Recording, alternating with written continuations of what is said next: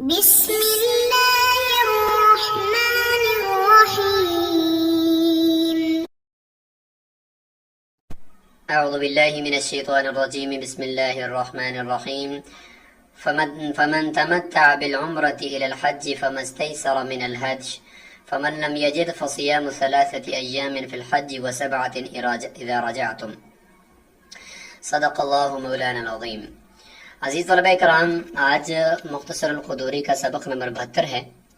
اور آج کے سبق میں ہم حج کی تیسری قسم حج تمتع کا ذکر کریں گے. حج افراد ہم نے پڑھ لیا، جس میں صرف حج کے افعال کر کے حاجی واپس لوٹ آتا ہے، اس میں عمرہ ساتھ نہیں کرتا. حج قران ہم نے پڑھا کہ جس میں ایک ہی احرام کے اندر وہ دونوں افعال یعنی افعال عمرہ اور افعال حج کر رہا ہوتا ہے. اور یہ تیسری قسم حج تمتع ہے، اس میں بھی ایک ہی سفر کے اندر وہ عمرہ اور حج دونوں کر رہا ہوتا ہے اور دونوں فائدے حاصل کر رہا ہوتا ہے. اسی لیے اس کو تمتع کہتے ہیں. تمتع کا معنی بھی یہی ہوتا ہے فائدہ حاصل کرنا اپنی سہولت کی خاطر، تو یہ تمتع میں آتا ہے. تو حج تمتع میں بھی عمرہ پہلے ہوتا ہے اور پھر اس کے بعد حج ہوتا ہے. قران سے اس کا فرق یہ ہے کہ قران میں چونکہ احرام نہیں کھولا جاتا، پہلے عمرہ کے افعال کیے، پھر اس کے فوراً بعد جا کر حج کے افعال وہ کر رہا ہوتا ہے اسی احرام کے اندر، اور شروع میں ایک ہی نیت سے دونوں کی نیت ایک ہی احرام سے وہ اس میں نیت عمرے کی بھی کر رہا ہوتا ہے اور ساتھ ساتھ وہ حج کی بھی کر رہا ہوتا ہے. جبکہ حج تمتع میں ایسا ہوتا ہے کہ وہ شروع میں عمرے کی نیت سے احرام باندھے گا، اور اس کے بعد اشہر حج یعنی حج کے جو 2 مہینے ہیں شوال اور ذوالقعدہ اور اس طریقے سے ذوالحجہ، ان کو اشہر حج کہا جاتا ہے. ذوالحجہ کے جو 10 دن ہیں، تو ان کے اندر وہ جا کر پہلے عمرہ کر لے گا، اور اس کے بعد پھر وہ عمرہ کے احرام سے نکل جائے گا اور پھر وہیں حرم کے اندر ہی ٹھہرے گا یہاں تک کہ حج کے دن آ جائیں. پھر حج کے لیے احرام وہ وہی حرم سے ہی یا مسجد حرام سے ہی وہ باندھے گا. تو اس کو کہتے ہیں تمتع، حج تمتع کی. اس میں درمیان میں حلال ہونا پڑتا ہے، اس لیے یہ قران سے فرق ہو گیا. بہرحال حج تمتع ہے یہ، اور اس کی آج ہم انواع کے اوپر بات کریں گے کہ کون کون سی انواع ہیں، طریقہ اس کا کیا ہے، اور کچھ اس سے متعلق کچھ متفرق احکام ہوں گے، مسائل ہوں گے، ان کو ہم انشاءاللہ آج ڈسکس کریں گے. تو شروع کرتے ہیں باب التمتع کو. تو یہ باب حج تمتع کے بیان میں ہے. تو اس میں سب سے پہلے اس کا وصف شرعی بیان ہو رہا ہے کہ یہ اس کی حیثیت کیا ہے، کیا یہ افضل ہے یا دوسروں سے افضل نہیں ہے. تو فرمایا کہ التمتع افضل من الافراد عندنا. احناف کے نزدیک یہ حج تمتع حج افراد سے افضل ہے، کیونکہ تمتع کے اندر 2 چیزیں ہوتی ہیں، دونوں ایک ہی سفر سے 2 فائدے حاصل کر رہا ہوتا ہے، تو اس لیے یہ افضل ہوا. والمتمتع على وجهين. جو حج تمتع کرنے والا ہوتا ہے اس کی پھر 2 قسمیں ہیں، یہاں سے انواع شروع ہو گئی ہیں. متمتع یسوق الہدیہ. ایک متمتع یعنی حاجی صاحب جو تمتع حج کرے گا، یعنی عمرہ بھی کرے گا اور پھر حلال ہو جائے گا اور پھر حج کے دنوں میں حج کا احرام باندھ کر حج بھی کرے گا. اس کی 2 قسمیں ہوتی ہیں. تو اس سے پہلے ذرا تمہید کے طور پر یہ سمجھ لیں کہ پہلے بھی یعنی پہلے حضور صلی اللہ علیہ وسلم کے زمانے میں بھی اور اس کے بعد بھی لوگوں کی یہ عادت تھی کہ جب حج کے لیے جاتے تھے تو قریب کے لوگ ایسا کرتے تھے کہ جو اپنے ساتھ جانور قربانی کا یعنی تمتع کی جو کے لیے جو اس نے قربانی وہاں پہ جا کر کرنی ہے، تو وہ جانور ساتھ لے کر جاتے تھے. راستے میں چونکہ پیدل سفر ہوتے تھے اور وہ ساتھ لے کر جاتے تھے اور وہاں پہ جا کر اس کو کرتے تھے. اس کو کہتے ہیں کہ ہدی، یعنی اس جانور کا نام ہم نے رکھ دیا ہدی. ہدی کا معنی ہے کہ اس کو گویا کہ اللہ تعالیٰ کے پاک گھر کے قریب حرم کے اندر جا کر بطور ہدیہ کے اور اس کو وہاں پہ جا کر بطور شکر کے ذبح کرنا ہے. تو اس لیے اس کو حرم کی طرف لے جانے کی وجہ سے اس کا نام ہدی رکھ دیا گیا، اور یہ جانور ساتھ لے کر حاجی جا رہا ہوتا ہے. تو اگر وہ ساتھ لے کر جا رہا ہے تو اس کی ایک الگ قسم بن جائے گی، اس کے الگ احکامات ہوں گے. ظاہر ہے کہ جب وہ 7 جانور لے کر گئے ہوئے ہے تو وہ پھر عمرہ کرنے کے بعد حلال نہیں ہوگا، وہ احرام سے نہیں نکلے گا جب تک کہ وہ اس کو ذبح نہ کر لے، قربانی نہ کر لے. اس لیے وہ مسلسل وہ احرام کی حالت میں ہی رہے گا، پھر اس کے بعد افعال حج کرے گا، پھر 10 ذوالحجہ کو یوم نحر کے دن اس جانور کو ذبح کرے گا، پھر جا کر وہ دونوں احراموں سے حلال ہوگا۔ اس لیے پھر حج تمتع کی یہ والی قسم جو ہوگی وہ افضل ہو جائے گی دوسری سے، جس میں وہ 7 جانور لے کر نہیں جاتا۔ اور بعض مرتبہ ایسا ہوتا ہے کہ وہ حاجی ساتھ جا رہا ہوتا ہے، اپنے سارا ساز و سامان ہوتا ہے، لیکن ساتھ وہ ہدی لے کر نہیں جا رہا ہوتا، وہ جانور قربانی کا ساتھ لے کر نہیں جاتا، تو اس سے پھر یہ ہوگا کہ وہ پھر وہاں پہ عمرہ کے افعال کرنے کے بعد وہ حلال ہو سکتا ہے، اور البتہ یہ کہ قربانی اس نے وہ جو واجب تمتع کی وجہ سے اس پر ہے وہ اس نے 10 ذوالحجہ کو کر دینی ہے، لیکن درمیان میں وہ حلال ہو سکتا ہے۔ تو یہ 2 نوع ہیں، 2 قسمیں ہیں حج تمتع کی، جس کی وجہ سے اس کے یہ احکامات آپس میں ان میں یہ فرق ہو جاتا ہے۔ تو اس لیے فرمایا کہ متمتع یسوق الہدیہ، ایک متمتع یعنی حج تمتع کرنے والا وہ ہوتا ہے جو ہدی یعنی جانور کو ساتھ ہانک کر لے جاتا ہے، وہ متمتع لا یسوق الہدیہ، اور ایک متمتع وہ ہوتا ہے کہ جو ہدی کو ساتھ ہانک کر نہیں لے کر جاتا۔ یاد رکھیں حج تمتع کے اندر حج تمتع تب صحیح ہوگا کہ جس کے اندر یہ 2 شرطیں پائی جائیں۔ ایک تو یہ ہے کہ جو عمرہ کے افعال ہیں وہ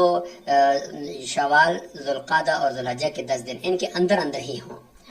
اس سے پہلے یا اس کے بعد نہ ہوں۔ اور دوسری شرط یہ ہے کہ افعال حج سے پہلے وہ عمرہ کے افعال کرے، اگر وہ اس کے بعد کرے گا تو پھر بھی وہ حج تمتع نہیں ہوگا۔ تو ان 2 شرطوں کے ساتھ آگے آپ طریقہ آپ دیکھیں۔ وصفۃ المتمتع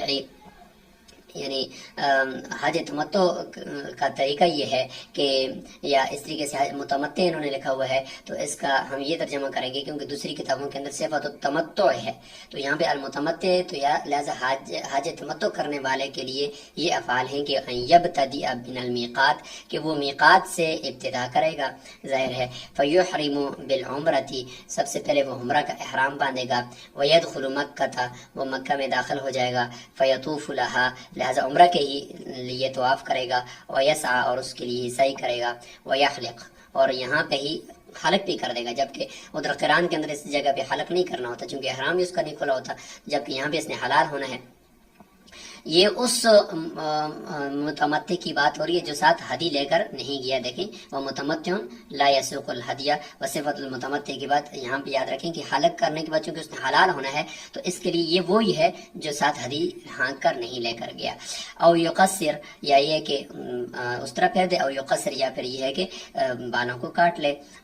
وقد حل من عمرته، تو اس طریقے سے وہ اپنے عمرے سے حلال ہو جائے گا۔ ویقطع تلبیہ، لہذا تلبیہ جو اس نے لبیک اللہم لبیک وہ پڑھ رہا تھا سفر کے دوران بھی اور اٹھتے بیٹھتے، تو یہ جب عمرہ کا طواف کرنا شروع کر دے گا، اذا ابتدأ بالطواف، تو اس کے ساتھ ہی یعنی طواف کی ابتدا کرتے ہی وہ تلبیہ کو، چونکہ اس کا معنی ہوتا ہے کہ اللہ میں حاضر ہوں، تو ایک دفعہ جب حاضر ہو گیا تو بار بار اس کو کہنے کی بھی ضرورت نہیں ہے، اس کو ختم کر دے گا۔ وَيُقِيمُ بِمَكَّةَ حَلَالًا، مکہ کے اندر حلال ہو کر رہے گا، مطلب ہے کہ احرام سے نکل گیا ہے، عمرہ کا احرام اس نے ختم کر دینا ہے اور ہدی تو ساتھ لے کر نہیں گیا، لہٰذا وہیں پہ ٹھہرنا اس نے، وہیں پہ، وہاں سے اگر گھر کی طرف واپس آ گیا یا یہ کہ اپنے گھر والوں کے پاس واپس آ گیا تو اس کا یہ حج تمتع پھر باطل ہو جائے گا۔ فَإِذَا كَانَ يَوْمُ التَّرْوِيَّةِ، لہذا جب یوم ترویہ یعنی 8 ذوالحجہ آ جائے تو احرم بالحج، پھر وہ حج کا احرام باندھے گا، من المسجد الحرام، مسجد حرام سے، ضرور نہیں ہے مسجد حرام سے بلکہ حرم میں سے کسی بھی جگہ سے باندھے، ٹھیک ہے، جائز ہے۔ وَفَعَلَ مَا يَفْعَلُهُ الْحَاجُّ الْمُفْرِدُ، لہذا وہی کام کرے گا جو حاج افراد کرنے والا کرتا ہے، اس کے بعد وہی جو سابق طریقہ ہے اس کے مطابق وہ آگے افعال حج کرے گا۔ وعلیہ دم التمتع، اس کے اوپر دم تمتع ہے، یعنی تمتع کی وجہ سے جو اللہ تعالیٰ نے اس کو ایک ہی سفر میں 2 چیزیں عنایت فرما دی، تو اس کی شکر کی وجہ سے اس نے دم دینا ہے، یعنی قربانی کرنی ہے، اور یہ واجب ہے، اور یہ شکر کی وجہ سے لہذا اس میں سے خود بھی کھا سکتا ہے۔ فَإِن لَمْ يَجِدْ، لہذا وہی حج قران کی طرح اگر وہ یہاں پہ نہیں پاتا ما یذبح، اس جانور کو جس کو وہ ذبح کر دے، خود گنجائش نہیں ہے یا جانور نہیں مل رہا، کچھ بھی ہے، تو صام 3 ایام فی الحج، 3 دن وہ روزے رکھے گا حج کے دوران میں، اور وہی ترتیب سے کہ 9 ذوالحجہ تک اس کا آخری روزہ ہو جانا چاہیے۔ وسبعۃ اذا رجع الی اہلہ، اور 7 روزے تب رکھے گا جب وہ اپنے اہل والوں کی طرف لوٹے گا، مطلب افعال حج سے وہ فارغ ہو جائے گا، بے شک پھر وہیں پہ رکھ لے، کوئی بات نہیں۔ تو یہ ہو گیا یہاں پر۔ وَإِنْ أَرَادَ الْمُتَمَتِّعُ أَنْ يَسُوقَ الْهَدْيَ، دیکھیں پہلے تو وہ تھی کہ حدیث ہاتھ لے کر نہیں گیا تھا تو یہ طریقہ تھا، اگر متمتع شروع سے ارادہ یہ کرتا ہے کہ میں گھر سے نکلوں اور قریب میقات میں رہنے والا یا میقات سے باہر کا کوئی ہے میقات سے باہر کا ہی ہوگا، ظاہر ہے اندر والے کے لیے یا خاص طور پہ حرم والے کے لیے تو حج تمتع نہیں ہے، تو وہ قریب میں ہے اور پیدل سفر کر رہا ہے تو اپنے ساتھ ہدی کو ساتھ لے کر جا رہا ہے، تو اگر اس کا ارادہ ہے کہ اپنی ہدی کو اپنے جانور کو ساتھ لے کر جائے تو احرم، پہلے وہ عمرہ کا احرام باندھے گا، وساق ہدیہ، اپنی قربانی کو ساتھ ہانک کر لے جائے گا، فإن كانت بدنة، یہاں پہ بدنہ زیادہ راجح ہے کہ اگر وہ بڑا جانور ہے، مثال کے طور پر وہ اونٹ ہے یا اونٹنی ہے یا یہ کہ گائے ہے، بڑا جانور ہے، تو یعنی اکیلا وہ ایک ہی قربانی اس میں کرے گا، تو اس کے بعد پھر وہ ہے کہ اس کے اندر ایک ایسا ہوتا ہے کہ پہلے شروع میں جب سفر کرتے تھے تو پیدل سفر ہوتے تھے، راستے میں کوئی ڈاکو یا کوئی چور لٹیرے جانوروں کو چوری کر دینا یا حاجیوں کو لوٹ جانا، تو یہ اس طرح کے یعنی کچھ کام بھی درمیان میں کچھ وارداتیں بھی ہوتی تھی، تو اس لیے وہاں پہ ایک اصول یہ تھا اس وقت کہ اگر قربانی جو ہدی ہے یا قربانی کے جانور جو حرم کی طرف لے کر جا رہے ہیں تو اس کی کچھ خاص نشانیاں اگر لگا دی جائیں تو پھر وہ ڈاکو بھی اس کو کچھ نہیں کہتے تھے کہ بھئی حرم کی طرف جا رہا ہے، اس جانور کو کچھ نہیں کہنا، اگر وہ گم بھی ہو جائے حاجی سے تو اس کو کچھ بھی نہیں کہا جاتا تھا۔ اس کی کیا نشانی ہے؟ اس کو ایک کہتے ہیں کہ قلادہ پہنا دو، یعنی اس کو کوئی چمڑے کا یا کوئی جوتے کا یا کسی چیز کا وہ کوئی ہار ہوتا تھا اس جانور کے گلے میں ڈالا جاتا تھا، جس سے اس کی ایک خاص نشانی ہوتی تھی کہ یہ جانور جو ہے یہ ہدی ہے، یہ حرم کی طرف جا رہا ہے، اس کو کچھ نہ کہا جائے۔ اور دوسرا اگر اونٹ ہے تو اونٹ ہے یا اونٹنی ہے تو اس کے جو کوہان ہے اوپر اس کو تھوڑا سا چیرا لگایا جاتا تھا بائیں طرف، اور اس کا جو خون نکلتا تھا اس خون کو اس کی کوہان پر مل دیا جاتا تھا، جس سے یہ علامت ہوتی تھی کہ یہ حرم کی طرف جا رہا ہے، اس کو کچھ بھی نہ کہا جائے۔ تو یہی ذکر یہاں پہ ہو رہا ہے کہ اگر وہ بدنہ ہے، اس کے ساتھ اونٹ ہے یا اونٹنی ہے یا اس طریقے کا جانور ہے تو قلدہا، ایک کام تو یہ کرے کہ اس کو قلادہ پہنا دے، ہار پہنا دے، بے مزادتن، یعنی چمڑے کا کوئی ٹکڑا ہے، او نالن، یا یہ کہ جوتا ہے، اس کے ساتھ وہ اس کو قلادہ پہنا لے، و اشعر البدنتا، اور اگر وہ اونٹ ہے تو اس کو یعنی اس کا اشعار بھی کر دے، یعنی اشعار کا مطلب میں نے بتا دیا کہ اس کی کوہان کو اوپر سے چیرا لگا دے بائیں طرف سے، اور اس کو اس کے خون کو اس کی کوہان پر مل دے۔ یہ صاحبین کے نزدیک ہے، اور یہ صاحبین کا قول پہلے ذکر کرنے سے مراد بھی یہی ہے کہ یہ راجح ہے امام قدر رحمہ اللہ کے نزدیک۔ اچھا، طریقہ بتا رہے ہیں اشعار کا کہ وہ ان یشق سنامہا، کہ اس کی کوہان کو چیرا لگائے، من الجانب الایمنی، دائیں جانب سے، اور یعنی بائیں جانب سے لگائے پھر ٹھیک ہے، دائیں جانب سے لگائے پھر ٹھیک ہے، لیکن یہ کہ یعنی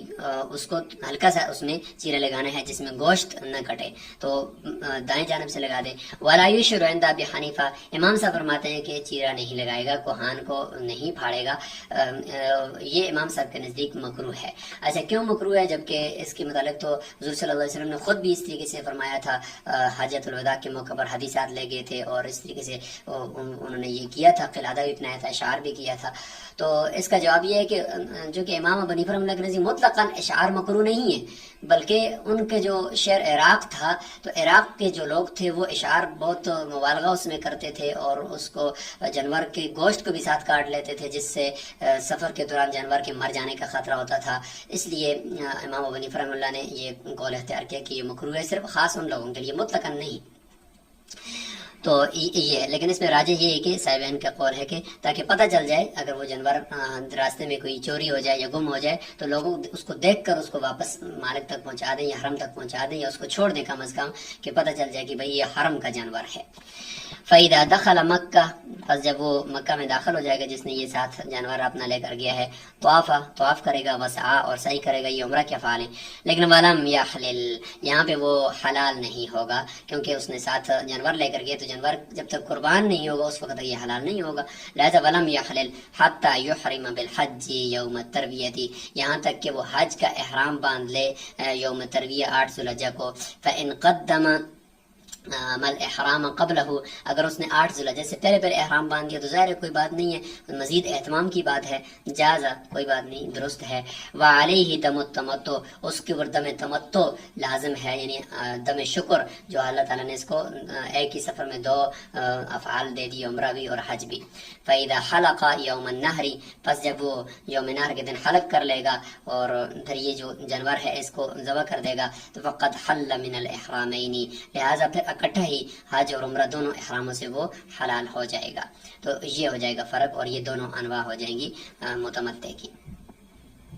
وَلَيْسَ لِأَهْلِ مَكَّةَ تَمَتُّعٌ وَلَا قِرَانٌ، فرمایا کہ اہل مکہ کے لیے جو مکہ کے اندر ادھر رہنے والے ہیں ان کے لیے حج تمتع اور حج قران نہیں ہے کہ وہ ایک ہی ساتھ وہ عمرہ بھی کر رہے ہیں اور حج بھی، کیونکہ ان کے پاس تو عمرہ کے لیے پورا سال ہوتا ہے، کوئی بھی ان کے لیے ٹینشن نہیں ہے. اس لیے یہ جو دونوں ہیں یہ باہر کے لوگوں کے لیے، آفاقیوں کے لیے ہیں. وَإِنَّمَا لَهُمُ الْإِفْرَادُ خَاصَّةً، ان کے لیے صرف حج افراد ہے کہ حج کے دنوں میں صرف حج ہی کریں گے. وَإِذَا عَادَ الْمُتَمَتِّعُ، پس جب متمتع یعنی اب یہ کچھ احکامات اس کے متفرق یہاں سے شروع ہو گئے کہ حج تمتع کرنے والا اگر عمرہ کے افعال کرنے کے بعد درمیان میں اگر وہ گھر کو واپس آ جاتا ہے تو اس کا کیا حکم ہے، یا اپنے شہر کی طرف آ گیا یا اپنے گھر والوں کے پاس واپس لوٹ کر آ گیا، حرم سے گویا کے باہر نکل آیا، تو اب اس کا حج تمتع باقی رہے گا. تو فرماتے ہیں کہ جب وہ واپس آ گیا الی بلدہ، اپنے شہر کی طرف، بعد فراغہ من العمرہ، عمرہ سے فارغ ہونے کے بعد درمیان میں کافی دن تھے مثلا، واپس آ گیا. ولم یکن ساق الہدیہ، تو اس میں دو صورتیں کہ وہ ہدی ساتھ لے کر گیا تھا یا ہدی ساتھ لے کر نہیں گیا. اگر ہدی ساتھ لے کر نہیں گیا تو بطل تمتع، اس کا تمتع باطل ہو جائے گا، کیونکہ ہدی ساتھ لے کر نہیں گیا تو درمیان میں وہ حلال ہو گیا. حلال ہونے کے بعد اس کے لیے شرط یہ تھی کہ وہاں حرم کے اندر ٹھہرتا، جبکہ وہ ٹھہرا نہیں ہے، واپس گھر آ گیا، تو گویا کہ اس کا حج، یہ سفر ہی عمرہ کے لیے ہوا ہے، حج کے لیے ہوا ہی نہیں ہے، تو لہٰذا اس کا یہ تمتع باطل ہو جائے گا. ومن احرم بالعمرۃ قبل اشہر الحج، اگر کسی نے اشہر حج یعنی شوال، ذوالقعدہ اور ذوالحجہ کے 10 دن ان سے بھی پہلے وہ کہ رمضان مبارک کے اندر اس نے احرام باندھ دیا عمرہ کا،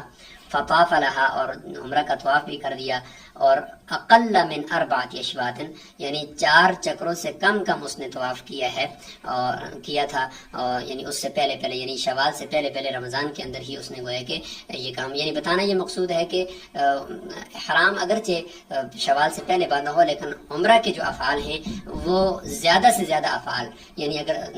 طواف ہے تو طواف کے زیادہ چکر وہ اشہر حج کے اندر ہونے چاہیے، تب جا کر اس کا حج تمتع ہوگا، ورنہ نہیں ہوگا. بے شک احرام پہلے باندھا ہو، احرام تو شرط ہے، وہ پہلے بھی ہو کوئی بات نہیں ہے، لیکن افعال کم از کم جو ہیں وہ اشہر حج کے اندر ہونا ضروری ہے. اس میں یہ ہے کہ اگر طواف اس نے عمرہ کا شروع کر دیا تو طواف اگر اس نے زیادہ چکر اگر اس نے شوال کے اندر ہی کر لیے تھے، یعنی اشہر حج کے اندر کر ہی لیے تھے، تو اس کا یہ عمرہ شمار کیا جائے گا اور بعد میں اسی کے اوپر وہ آگے جا کر حج کر کے حج تمتع کا یہ مستحق ہو جائے گا. اگر زیادہ چکر اس نے جو لگا دیے ہیں وہ رمضان کے اندر لگا دیے اور 1 2 3 چکر باقی رہ گئے ہیں جو اس نے شوال میں پھر جا کر لگائے، یعنی اس دوران اس کا وہ ٹائم شوال کا داخل ہو گیا تھا، تو سمجھ لیں کہ پھر یہ حج تمتع نہیں ہوگا، کیونکہ اس نے عمرہ کے زیادہ یعنی عمرہ کے طواف کے زیادہ چکر اس نے رمضان میں لگا دیے ہیں، اشہر حج میں وہ پائی نہیں کی. تو یہ دیکھیں کہ فطواف لہا اقل من 4 اشواط، 4 چکروں سے کم اس نے ابھی تک کیے تھے. ثم دخلت اشہر الحج، پھر اشہر حج داخل ہو گئے، مثال کے طور پر 1 شوال ہو گیا ہے اور اس دوران پھر اس نے باقی 4 چکر جو ہے وہ 1 شوال کو اس نے کر دیے. فتممها، اس نے اپنے اس طواف کو مکمل کر دیا. واحرم بالحج، اور اس کے بعد پھر حج کا احرام اس نے باندھ دیا، تو کانا متمتعا، تو یہ متمتع ہوگا. کیونکہ حج کے اندر اصول یہ ہے کہ اکثر کے اعتبار ہوتا ہے، اگر اکثر افعال اس نے اشہر حج میں کیے ہیں تو گویا کہ وہ عمرہ اس کا شمار ہوگا، اگر اکثر نہیں کیے تو نہیں شمار ہوگا. فإن طاف لعمرته قبل اشہر الحج 4 اشواط فصاعدا، اگر اس نے اشہر حج کے داخل ہونے سے پہلے یعنی شوال کے سے بھی پہلے رمضان مبارک کے اندر اس نے 4 یا 4 سے زیادہ چکر طواف کے لگا دیے تھے عمرہ کے، تو گویا کہ زیادہ تو اس نے رمضان میں کر دیا، ابھی تک تو شوال یعنی حج کے مہینے شروع ہی نہیں ہوئے تھے، تو گویا کہ اس کا یہ عمرہ یہ اب حج تمتع کے ساتھ شمار نہیں ہوگا، یہ الگ ہو جائے گا. ثم حج من عامہ ذلک، پھر اسی سال اس نے آگے جا کر حج بھی کیا، تو لم یکن متمتعا، یہ متمتع نہیں ہوگا، کیونکہ اس کا عمرہ اور اس کے زیادہ افعال وہ گویا کہ شوال یعنی حج کے مہینوں کے اندر نہیں پائے گے. واشہر الحج، اب یہاں پہ اشکال ہوا کہ بھئی اشہر حج کون سے ہیں، تو میں نے بار میں پیچھے بتا رہا ہوں، وہ کہ شوال ہے، وہ ذوالقعدہ ہے، اور وہ 10 من ذوالحجہ، حج کے ذوالحجہ کے 10 دن، یعنی 2 مہینے اور 10 دن، یہ ان کو کہا جاتا ہے اشہر حج، یعنی حج کے مہینے. تو یہاں تک یہ بات مکمل ہو گئی. اب یہاں سے آگے کچھ اور بھی متفرق احکام ہیں. فَإِن قَدَّمَ الْإِحْرَامَ بِالْحَجِّ عَلَيْهَا، اگر اس نے حج کے احرام کو مقدم کر دیا کس پر؟ عمرہ پر. جاز احرامہ، یا علیہ کا معنی عمرہ پر نہیں بلکہ علیہ کا معنی اشہر حج پر، یعنی حج کے یہ جو 2 مہینے اور 10 دن ان سے پہلے اگر اس نے حج کا احرام رمضان میں ہی باندھ کر بیٹھا ہوا تھا اور اس کے بعد اس نے کھولا نہیں ہے اور وہ حرم میں پہنچا ہوا ہے احرام باندھ کر پہلے سے گیا ہوا ہے، تو وہ احرام بھی کافی ہے، کوئی بات نہیں ہے، بشرطے کے درمیان میں حلال نہ ہوا ہو. وَانْعَقَدَ حَجُّهُ، کا حج اس کی اسی احرام کے اوپر وہ منعقد ہو جائے گا. وَإِذَا حَاضَتْ، عورت سے متعلق کچھ متفرق احکامات چل رہے ہیں کہ حج عورت کا ہو اور اس دوران ظاہر اس کا جو پیریڈ ہے ماہواری ہے حیض کی وہ اگر شروع ہو جاتی تو کیا کرے گی. وَإِذَا حَاضَتِ الْمَرْأَةُ، اگر عورت کو حیض آ جائے عند الاحرام، احرام کی حالت میں تو کیا کرے گی؟ فرمایا کہ اغتسلت، یہ غسل کرے گی، لیکن یہ غسل وہ نہیں ہوگا پاکی کا بلکہ یہ نظافت کا غسل ہوگا. واحرمت، اور احرام باندھ لے گی. وصنعت کما یصنع الحاج، وہ وہی کام سارے کرے گی جس طرح حاجی کرتا ہے. ظاہر ہے کیا مجبوری ہے، تو حضرت عائشہ رضی اللہ عنہ کو بھی اس طریقے سے کیفیت ہوئی تھی تو اس طریقے سے وہ کر رہی تھی، سارے کام وہ کرے گی. لیکن چونکہ طواف جو ہوتا ہے وہ مسجد حرام کے اندر مسجد میں ہوتا ہے تو مسجد میں تو حیض والی عورت جو وہ داخل نہیں ہو سکتی، اس لیے فرمایا کہ غیر انہا لا تطوف بالبیت، تو بیت اللہ کا طواف وہ نہیں کرے گی حتی تطہر، جب تک کہ وہ پاک نہ ہوئی ہو. وَإِذَا حَاضَتْ بَعْدَ الْوُقُوفِ بِعَرَفَةَ وَبَعْدَ طَوَافِ الزِّيَارَةِ، اگر وقوف عرفہ کرنے کے بعد طواف زیارت کرنے کے بعد اس کو حیض آیا ہے، تو یاد رکھیں کہ 2 ہی تو اہم رکن ہیں حج کی نا، وقوف عرفہ اور طواف زیارت. اگر یہ اس نے کر لیے تھے پھر اس کو حیض آیا تو گویا کہ اہم رکن پائے گی، اس کا حج ہو گیا. اب جو طواف صدر رہتا ہے یا اور کچھ افعال رہتے ہیں وہ اس سے ساقط ہو جائیں گے، اللہ تعالیٰ ان کو اس کی وجہ سے مواخذہ نہیں کریں گے. ان صرفت، لہذا لوٹ جائے، من مکہ، مکہ سے نکل جائے. ولا شیء علیہ لترک طواف صدر، طواف صدر کو چھوڑنے کی وجہ سے اس کے اوپر کچھ بھی لازم نہیں ہوگا. تو یہ آج ہم نے حج تمتع کی ادائیگی کا طریقہ اور اس کی اقسام، جس کی وجہ سے اگر وہ 7 جانور لے کر جاتا ہے تو پھر وہ حلال نہیں ہوگا جب تک کہ وہ افعال حج کر کے یوم نحر کے دن قربانی اور حلق نہ کر لے. اور اگر وہ جانور ساتھ لے کر نہیں جاتا تو پھر وہ عمرہ کے افعال کر کے حلال ہو جائے گا، اور درمیان میں اس کو گھر کی طرف واپس لوٹنا جائز نہیں ہے. اور افعال عمرہ بھی اس نے اشہر حج یعنی حج کے مہینوں کے اندر ہی کرنے ہیں، ورنہ وہ تمتع نہیں ہوگا. اور تمتع کے لیے دم شکر اس کے لیے واجب بھی ہے اور وہ دم اس نے کرنا ہوتا ہے. تو یہ آج کے سبق کا خلاصہ ہے. سوال یہ ہے آج کا کہ حج تمتع کسے کہتے ہیں، ایک سوال. اور دوسرا سوال یہ ہے کہ حج تمتع کی کتنی قسمیں ہیں اور دونوں قسموں کے کیا کیا احکامات ہیں. تو یہ 3 سوالوں کو آپ نے اپنے ذہن میں بٹھانا ہے، تب آپ کو آج کا یہ سبق سمجھ میں آئے گا. السلام علیکم ورحمۃ اللہ وبرکاتہ.